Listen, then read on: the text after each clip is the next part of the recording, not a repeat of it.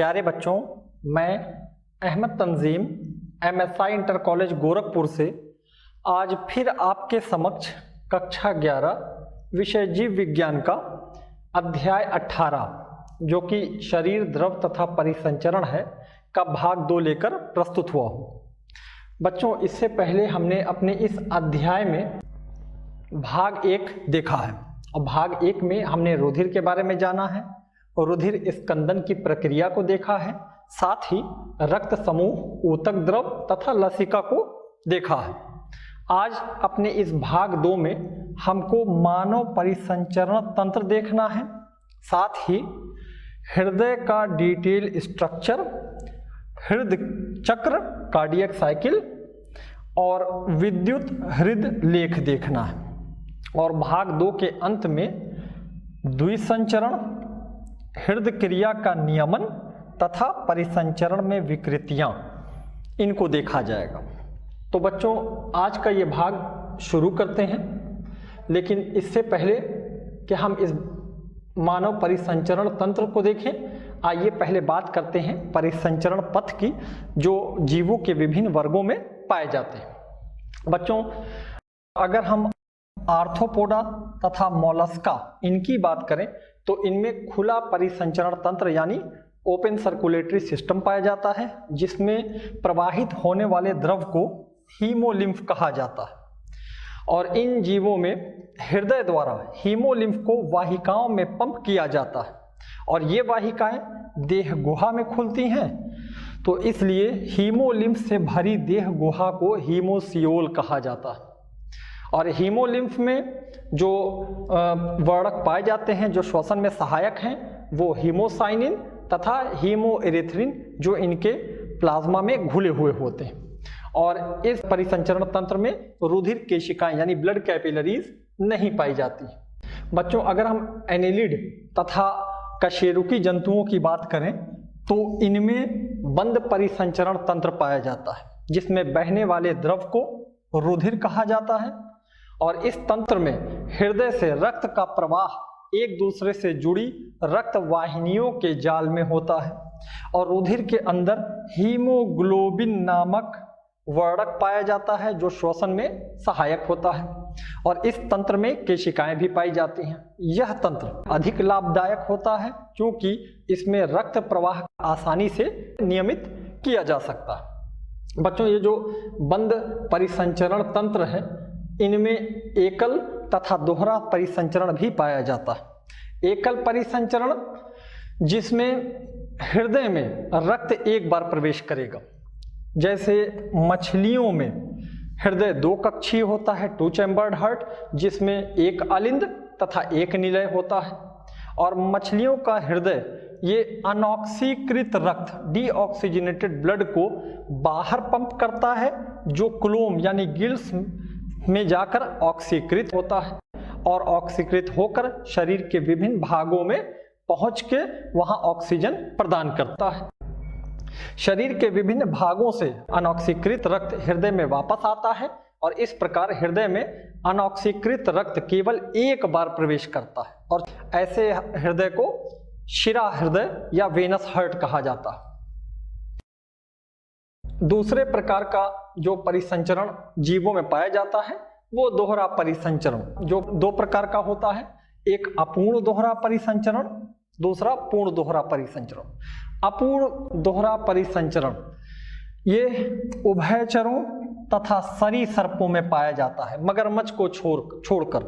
और इनका हृदय 3 कक्षीय होता है, 3 चैम्बर्ड, जिसमें 2 अलिंद तथा 1 निलय होता है। जो बायां अलिंद है ये क्लोम से, फेफड़ों, त्वचा से ऑक्सीकृत रक्त ग्रहण करते हैं तथा दाहिना अलिंद है ये शरीर के दूसरे भागों से अनऑक्सीकृत रक्त प्राप्त करते हैं।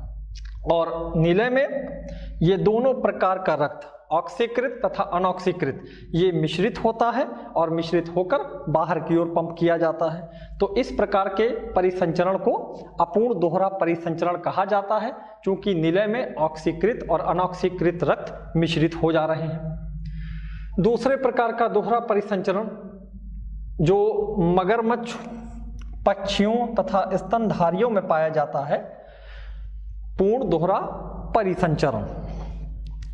इन जीवों में 4 कक्षीय हृदय होता है जिसमें 2 अलिंद तथा 2 निलय पाए जाते हैं। बायां अलिंद लेफ्ट एट्रियम ये ऑक्सीकृत रक्त तथा दाहिना अलिंद अनऑक्सीकृत रक्त प्राप्त करता है और अलिंद से ये रक्त निलय में जाता है। बाएं अलिंद से बाएं निलय को, दाहिने अलिंद से दाएं निलय को जाता है और निलय इस रक्त को बिना मिलाए पंप करता है। इस प्रकार इन प्राणियों में 2 प्रकार का परिसंचरण पथ है, एक ऑक्सीकृत रक्त के लिए और दूसरा अनऑक्सीकृत रक्त के लिए, और इस प्रकार के परिसंचरण को पूर्ण दोहरा परिसंचरण कहा जाता है। बच्चों आइए अब हम बात करते हैं मानव परिसंचरण तंत्र की, जो पूर्ण दोहरा परिसंचरण कहलाता है। मानव परिसंचरण तंत्र के 3 भाग होते हैं, हृदय, रुधिर वाहिनियां तथा रुधिर जिनके बारे में हम भाग 1 में डिटेल में पढ़ चुके हैं। हृदय ये कक्षों से बना एक पेशीय अंग है, इसमें 4 कक्ष पाए जाते हैं और ये रुधिर को पूरे शरीर में पंप करता है। रुधिर वाहिनियां शरीर में बंद शाखी जाल बनाती हैं जिससे होकर रुधिर शरीर में संचरण करता है। और रुधिर ये हम देख भी चुके हैं कि ये एक प्रकार का ऊतक है जो प्लाज्मा तथा अन्य संगठित रचनाओं से मिलकर के बना है। तो आइए बच्चों सबसे पहले हम बात करते हैं हृदय की। मनुष्य का हृदय, इसकी उत्पत्ति मध्य जन स्तर यानी मीजोडर्म से होती है। जब एम्ब्रियो का डेवलपमेंट होता है उस समय 3 डर्म बनती हैं, 3 स्तर होते हैं, एक्टोडर्म, मीजोडर्म और एंडोडर्म। तो हृदय की उत्पत्ति मीजोडर्म से होती है और ये हृदय फेफड़ों के बीच में वक्ष गुहा में स्थित रहता है।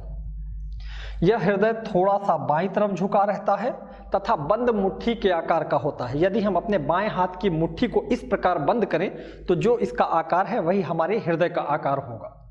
यह हृदय एक दोहरी भित्ति की झिल्ली में थैली जिसे पेरिकार्डियम कहा जाता है, हृदयावरणी, इसके द्वारा सुरक्षित रहता है और इसके अंदर पेरिकार्डियल फ्लूइड यानी हृदयावरणी द्रव पाया जाता है जो घर्षण से भी बचाता है। तो आइए बच्चों अब हम हृदय की काट को देखते हैं। मानव हृदय ये इस 4 कक्षीय होता है जिसमें 2 अलिंद, एक दाहिना और एक बायां अलिंद पाया जाता है तथा 2 निलय, दाहिना और बायां निलय पाया जाता है। दोनों अलिंद के बीच की दीवार को अंतर अलिंदी पट कहा जाता है, जबकि दोनों निलय के बीच की दीवार को अंतर निलयी पट, इंटरवेंट्रिकुलर सेप्टम कहा जाता है। दाहिना अलिंद ये पूरे शरीर से अनऑक्सीकृत रक्त प्राप्त करता है अग्र महाशिरा तथा पश्च महाशिरा के द्वारा, सुपीरियर और इंफीरियर वेना कावा। अगर दाहिने अलिंद और दाहिने निलय को देखें तो इनके बीच में ट्राइकस्पिड कपाट पाया जाता है, ट्राइकस्पिड वाल्व, और बाएं अलिंद और बाएं निलय के बीच बाइकस्पिड या मिट्रल कपाट पाया जाता है। दाहिने अलिंद का रक्त ये दाहिने निलय में जाता है और दाहिने निलय से ये फुफ्फुसी धमनी के द्वारा फेफड़ों में ले जाया जाता है। यहां से फुफ्फुसी धमनी निकलती हैं जो अनऑक्सीकृत रक्त को फेफड़ों तक लेके जाती हैं और ये बाईं फुफ्फुसी धमनी तथा दाहिनी फुफ्फुसी धमनी में टूटकर एक बाएं फेफड़े में और एक दाएं फेफड़े में पहुंचती है। दूसरी तरफ जो हमारा बायां अलिंद है ये फुफ्फुसी शिरा से दाहिनी फुफ्फुसी शिरा तथा बाईं फुफ्फुसी शिरा इनसे ऑक्सीकृत रक्त प्राप्त करता है। ऑक्सीकृत रक्त बाएं अलिंद में आता है और बाएं अलिंद से फिर ये बाएं निलय को बाइकस्पिड या मिट्रल वाल्व से होता हुआ जाता है। बाएं निलय से एक मोटी धमनी जिसको महाधमनी कहा जाता है, अयोटा, ये ऑक्सीकृत रक्त को लेके पूरे शरीर में प्रवाहित करती है, ये एक चाप बनाती है। अयोटा यानी महाधमनी तथा फुफ्फुसी धमनी दोनों के अंदर अर्धचंद्राकार कपाट यानी सेमी ल्यूनर वाल्व पाया जाता। इसके अलावा आप यहाँ चित्र में कार्डिया टेंडिनेई देख रहे हैं। कार्डिया टेंडिनेई ये दोनों तरफ पाए जाते हैं और ये दोनों प्रकार के कपाटों को, ट्राइकस्पिड को और बाइकस्पिड को, दोनों को स्थिरता प्रदान करते हैं। तो बच्चों ये हमारे हृदय की काट है। आइए अब हम हृदय के स्पंदन की क्रिया को देखते हैं कि उसका उद्भव कैसे होता है। मनुष्य या स्तनधारियों की अगर बात करें तो इनका हृदय पेशीजनक यानी मायोजेनिक होता है और ये हृदय पेशियों, कार्डियक मसल से बना होता है। हमारे हृदय में विशेष पेशी ऊतक समूह पाए जाते हैं जिन्हें नोडल ऊतक कहा जाता है। ये नोडल ऊतक हृदय स्पंदन यानी हार्ट बीट को प्रारंभ करते हैं। तो हमारी हार्ट बीट हमारे हार्ट से ही, हृदय से ही शुरू होती है तथा हृदय के विभिन्न कक्षों में उनका संचारण होता है। किस प्रकार होता है, आइए उन नोडल टिश्यूज को देखते हैं।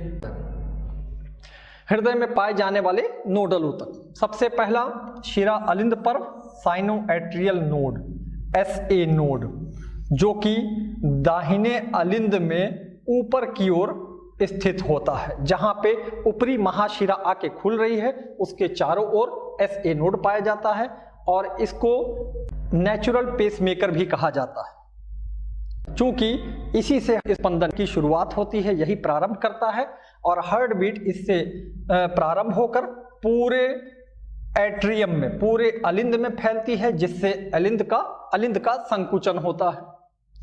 दूसरा अलिंद निलय पर्व एट्रियोवेंट्रिकुलर नोड, जो दाहिने अलिंद और दाहिने निलय की जो दीवार है उसके पास पाया जाता है और ये SA नोड से निकली हुई जो हार्ट बीट है उसको ग्रहण करता है और ग्रहण करके ये बंडल ऑफ हिस चित्र में दिखाया गया है तथा पुरकिंजे तंतु जो पूरे नीले में फैले हुए हैं, इनकी सहायता से इस हार्ट बीट को, जो कार्डियक इंपल्स आ रही है, उसको वेंट्रिकल में फैलाते हैं, जिससे वेंट्रिकल या नीले का संकुचन हो जाता है।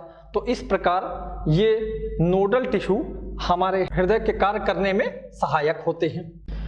बच्चों, जो हमारा हृदय चक्र है, एक हृदय स्पंदन की समाप्ति से लेके अगले स्पंदन की समाप्ति तक का घटना चक्र एक हृदय चक्र यानी कार्डियक साइकिल कहलाता है और रक्त को पंप करने के लिए हृदय में क्रमिक रूप से संकुचन तथा शिथिलन होता है। तो हृदय के संकुचन को प्रकुंचन यानी सिस्टोल कहा जाएगा और इसके शिथिलन को डायस्टोल कहा जाएगा। एक हृदय चक्र में दोनों अलिंदों तथा दोनों निलयों का प्रकुंचन एवं अनुशिथिलन सम्मिलित होता है। हमारा हृदय 1 मिनट में 72 बार स्पंदन करता है, यानी हृदय स्पंदन 1 मिनट में 72 बार होता है, जिसका मतलब एक स्पंदन में, एक हार्ट बीट में 0.8 सेकंड का समय लगता है। प्रत्येक हृदय चक्र में निलय 70 मिलीलीटर रक्त पंप करता है और इसको प्रवाह आयतन कहा जाता है। और यदि इस प्रवाह आयतन को हृदय दर से, हार्ट रेट से गुणा करें तो हमको हृदय निकास यानी कार्डियक आउटपुट मिलता है। यानी हृदय निकास क्या होता है, यह प्रत्येक निलय द्वारा रक्त की मात्रा को प्रति मिनट निकालने की क्षमता है। यानी हमारा निलय एक बार में 70 मिलीलीटर रक्त पंप कर रहा है और 1 मिनट में 72 बार हृदय स्पंदन कर रहा है। तो यदि इसको गुणा करें तो ये 5040 मिलीलीटर, यानी हमारा हृदय 1 मिनट में औसतन 5000 मिलीलीटर रक्त को बाहर निकालता है। इसको हृदय निकास या कार्डियक आउटपुट कहा जाता है। खिलाड़ियों में हृदय निकास सामान्य मनुष्य से अधिक होता है। बच्चों, अगर इस हृदय चक्र की अवस्थाओं को देखा जाए तो पहली अवस्था अनुशिथिलन। इस अवस्था में हृदय के चारों कक्ष, दोनों ऊपर वाले अलिंद और दोनों नीचे वाले निलय, ये शिथिल अवस्था में होते हैं। इस अवस्था में ऑक्सीकृत रक्त, ऑक्सीजनेटेड ब्लड, ये फुफ्फुस शिरा द्वारा बाएं अलिंद में पहुंचता है तथा अनऑक्सीकृत रक्त ये अग्र तथा पश्च महाशिरा के द्वारा दाएं अलिंद में पहुंचता है, तो इस अवस्था को अनुशिथिलन कहा जाता है। दूसरी अवस्था अलिंद संकुचन, जिसमें दोनों अलिंद संकुचित होंगे, उनका संकुचन होगा और इसका प्रारंभ शिरा अलिंद पर्व, जो कि नेचुरल पेसमेकर भी है, उससे होता है। तो इससे प्रारंभ होता है। तो यह संकुचन शिरा अलिंद पर्व से प्रारंभ हृदय आवेग के अलिंद में संचारण के कारण होता है। तो जो इनसे हृदय आवेग होगा, कार्डियक इंपल्स, वो पूरे अलिंद में संचारित होगी, जिससे ये संकुचित होंगे और इस अवस्था में अर्धचंद्राकार कपाट बंद रहते हैं, परंतु ट्राइकस्पिड कपाट तथा मिट्रल कपाट खुल जाते हैं, जिससे रक्त अलिंदों से निलय में पहुंच जाता है। तो इस क्रिया में निलयों में रक्त का प्रवाह 30% तक बढ़ जाता है। तीसरी प्रावस्था निलय संकोचन। इस अवस्था में दोनों निलय संकुचित होंगे, यानी अब निलय की बारी आई और इस क्रिया का संचालन अलिंद निलय पर्व यानी एट्रियोवेंट्रिकुलर नोड के द्वारा होता है, जो एसए नोड से निकले हुए कार्डियक इंपल्स को ग्रहण करता है और बंडल ऑफ हिस यानी हिस का बंडल तथा पुरकिंजे तंतु के द्वारा पूरे निलय में इसको फैलाता है। इस समय अलिंद अनुशिथिलन अवस्था में होते हैं। निलय संकुचन से दाब बढ़ेगा, निलय में दाब बढ़ेगा और इस दाब के बढ़ने से ट्राइकस्पिड तथा मिट्रल कपाट ये बंद हो जाते हैं और इनके बंद होने से पहली धक की आवाज लब आती है। परंतु अर्धचंद्राकार कपाट सेमील्यूनर वाल्व, जो कि आयोटा में और पल्मोनरी आर्टरी में है, ये खुल जाते हैं, जिससे रक्त निलयों से महाधमनी तथा फुफ्फुस धमनी में पहुंचता है। निलय अनुशिथिलन वेंट्रिकुलर डायस्टोल। इस अवस्था में दोनों निलय शिथिल हो जाते हैं, जिससे निलयों का रुधिर दाब कम हो जाएगा और अर्धचंद्राकार कपाट बंद हो जाएंगे। तो इनके बंद होने से जो दूसरी ध्वनि है वो निकलती है, धक धक, जो दूसरी ध्वनि जिसको डब कहा जाता है, वो अर्धचंद्राकार कपाट के बंद हो जाने से निकलती है। निलयों में रुधिर दाब कम होने से ट्राइकस्पिड कपाट तथा मिट्रल कपाट खुल जाते हैं। बच्चों, हृदय चक्र के दौरान जो ये दो महत्वपूर्ण ध्वनियां हैं, लब तथा डब, ये स्टेथोस्कोप से सुनी जा सकती हैं, जो डॉक्टर के पास आपने आला देखा है, और इन दोनों ध्वनियों का चिकित्सीय निदान में बहुत महत्व होता है। बच्चों, आइए बात करते हैं विद्युत हृदय लेख की, जो कि हृदय चक्र के विद्युत क्रियाकलापों का आरेखीय प्रस्तुतिकरण है और इसके लिए इलेक्ट्रोकार्डियोग्राफ मशीन का उपयोग विद्युत हृदय लेख यानी इलेक्ट्रोकार्डियोग्राम, जिसको ईसीजी के नाम से जाना जाता है, इसको प्राप्त करने के लिए किया जाता है। और ईसीजी प्राप्त करने के लिए मशीन से रोगी को 3 विद्युत लीड के द्वारा जोड़ा जाता है, जिसमें 2 कलाइयों पर और 1 एड़ी पर। हृदय क्रियाओं के विस्तृत मूल्यांकन के लिए कई तारों या लीड को सीने से भी जोड़ा जाता है। बच्चों, अगर एक आदर्श हृदय लेख की बात करें तो इसमें 3 तरंगे पाई जाती हैं, पी तरंग, क्यूआरएस सम्मिश्र, क्यूआरएस कॉम्प्लेक्स तथा टी तरंग।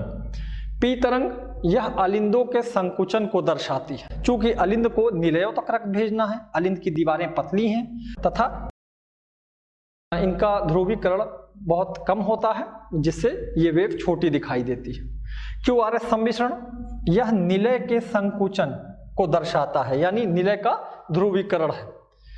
इसकी संख्या गिनने पर हृदय स्पंदन दर भी निकाली जा सकती है और यदि इसकी आकृति में कोई परिवर्तन होता है तो यह किसी संभावित बीमारी को भी इंगित करता है। इसलिए इसकी चिकित्सीय महत्ता बहुत अधिक होती है। चूंकि निलयों को पूरे शरीर में रक्त प्रवाहित करना है, दाहिने निलय को फेफड़ों तक रक्त भेजना है, बाएं निलय को पूरे शरीर में रक्त भेजना है, इसलिए निलय का ध्रुवीकरण अधिक होता है, जिससे क्यूआरएस वेव हमको बड़ी दिखाई देती है।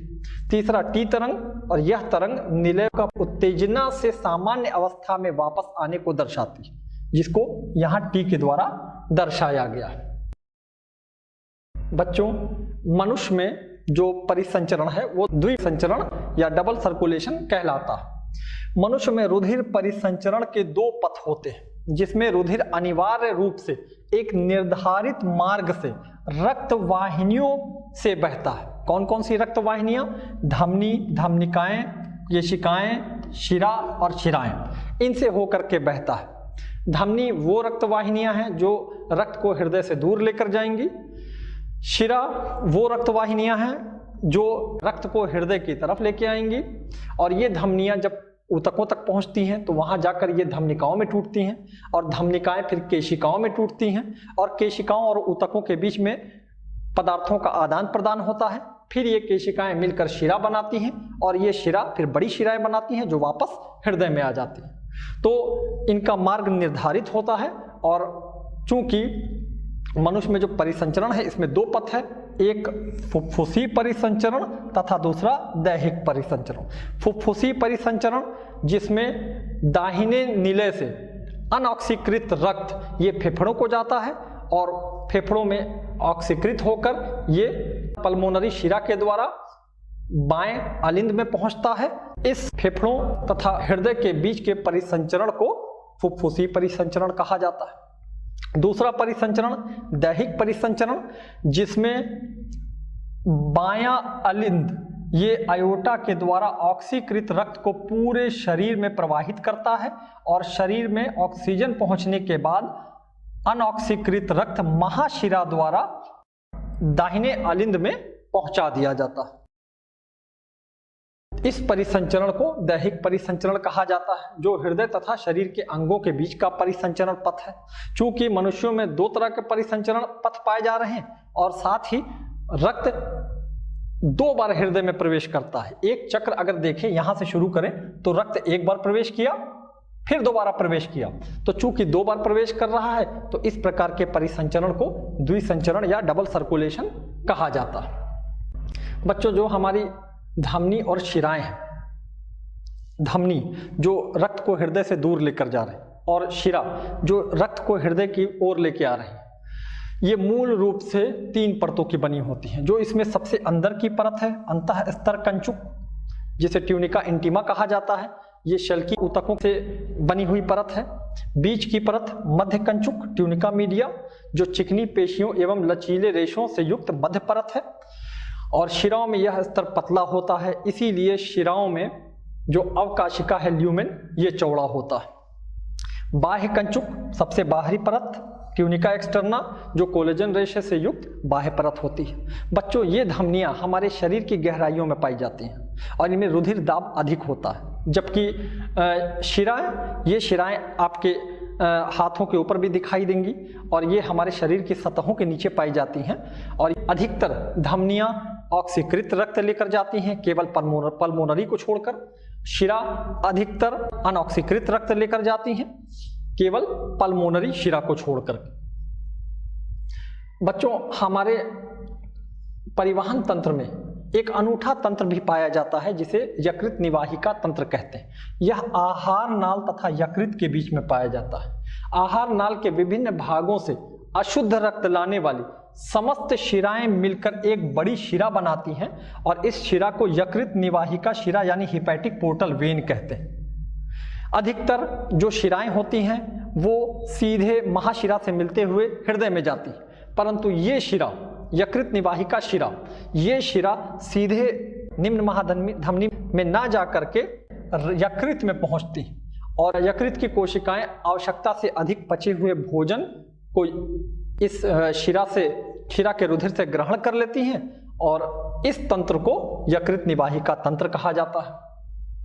बच्चों, इसके अलावा हमारे हृदय की पेशियां ये भी जीवित हैं, तो इनको भी पदार्थों की आवश्यकता होगी। तो इनके लिए जो परिसंचरण है वो कोरोनरी परिसंचरण कहलाता है, कोरोनरी सर्कुलेशन। हृदय की पेशियों में रुधिर के संचरण को कोरोनरी परिसंचरण कहा जाता है। महाधमनी चाप, जहां से अयोटा निकल रहा है हृदय से बाहर, अयोटा से महाधमनी से दो धमनियां दाहिनी बाईं कोरोनरी, ये दोनों धमनियां निकलती हैं, और ये हृदय की पेशियों में रुधिर का संचरण करती हैं। तो इस परिसंचरण को कोरोनरी परिसंचरण कहा जाता है।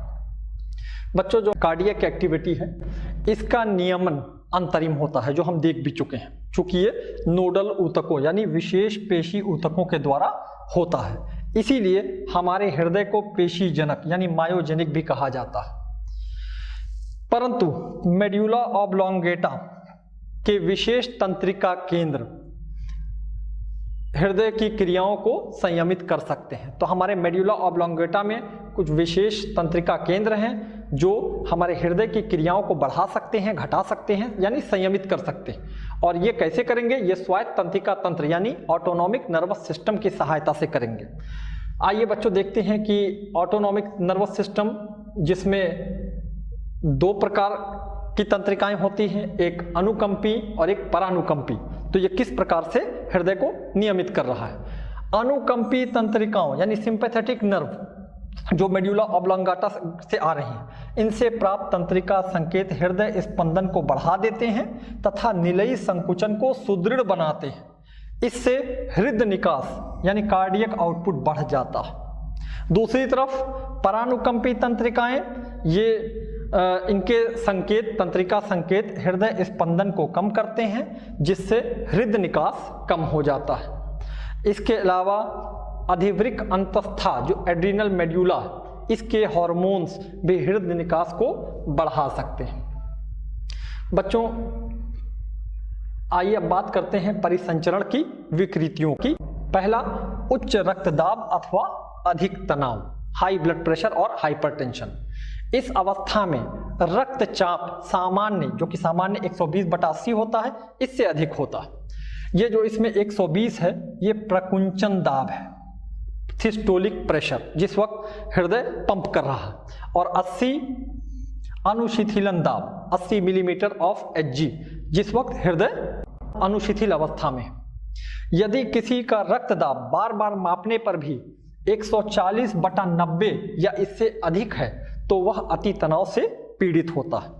और अति तनाव हृदय की बीमारियों को जन्म देता है तथा अन्य महत्वपूर्ण अंगों जैसे मस्तिष्क तथा वृक्क को प्रभावित करता है। दूसरा जो रोग है या विकृति है वो है हृदय धमनी रोग, कोरोनरी आर्टरी डिजीज। और इस रोग को एथेरोस्क्लेरोसिस भी कहा जाता है। और इसमें हृदय पेशियों को रक्त की आपूर्ति करने वाली वाहिनियां, कोरोनरी, अभी हमने पढ़ा भी है, ये प्रभावित होती। यह रोग धमनियों के अंदर कैल्शियम, वसा या अन्य रेशी ऊतकों के जमा होने से होती, जिससे धमनी की अवकाशिका संकरी हो जाती है। तीसरा जो डिसऑर्डर है एंजाइना पेक्टोरिस, जिसमें हृदय की पेशियों को पर्याप्त ऑक्सीजन नहीं पहुंचती है जिससे सीने में दर्द होता है। और ये सीने में दर्द एंजाइना की पहचान है। एंजाइना स्त्री पुरुष दोनों में किसी भी उम्र में हो सकता है, परंतु यह मध्यावस्था तथा वृद्धावस्था में अधिक होता है। यह अवस्था रक्त बहाव के प्रभावित होने से होती है। बच्चों जो अंतिम डिसऑर्डर है हृदपात, हार्ट फेल्यूर। इस रोग में हृदय शरीर के विभिन्न भागों को रक्त की पर्याप्त आपूर्ति नहीं कर पाता। इसको संकुलित हृदपात यानी कंजेस्टिव हार्ट फेल्यूर भी कहते हैं। क्यों? क्योंकि फेफड़ों का संकुलन इस रोग का प्रमुख लक्षण है।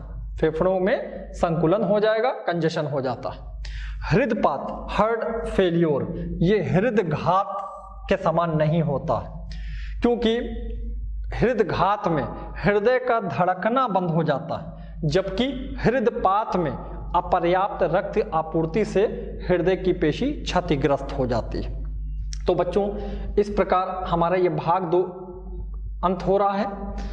अब आइए अभ्यास कार्य की बात करते हैं। मैं यहाँ पर आपको कुछ अभ्यास कार्य प्रश्न दे रहा हूँ, आप इन प्रश्नों को देखिए, इनको कीजिए और मुझे उम्मीद है आप इन प्रश्नों के उत्तर दे सकेंगे। और अगर आप इनको नहीं कर पाते हैं तो पुनः इस वीडियो को देखिएगा। मुझे उम्मीद है कि आप इन सवालों के जवाबों को कर सकते हैं। धन्यवाद।